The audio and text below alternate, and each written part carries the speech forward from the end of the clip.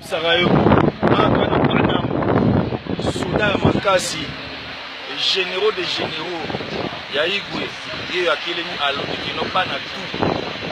Oui, à Maïgwe, le jeudi.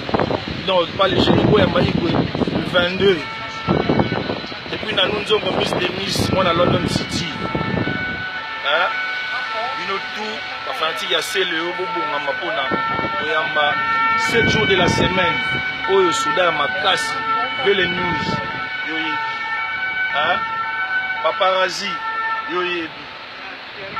Le Soudan Bankandengwana, parce que, poids lourd, le roi de la forêt, hein? Juif noir, Afande, Yoyebi. Afande na veille ça, Oya et Makambo Yokoya Namboka.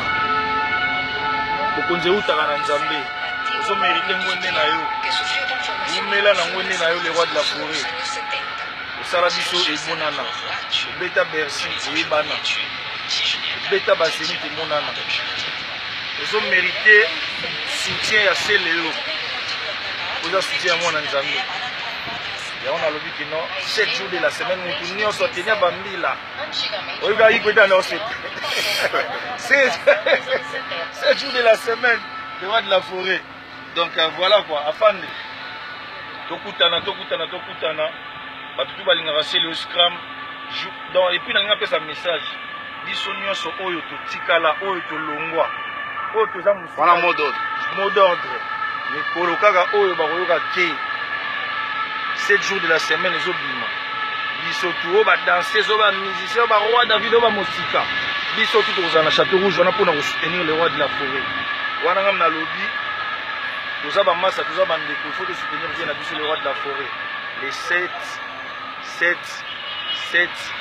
jours de la semaine, les obima.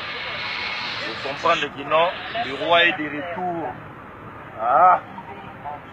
Bata merci déjà mon papa, maman pasteur, papa na Gladi, papa na exaucé, viens à Selo, viens à Pichu Gifaya, viens à Chibasu, Matis Kimanda, viens à Kevin Mawanda, ambassadeur du Japon, viens à Uchaniwa Bamirando, toujours Nathan, je dis que dans 7 jours de la semaine, ils sont mauvais de bon, ils sont là, bango biloba, loba, barozo, bambata, ta, bavani.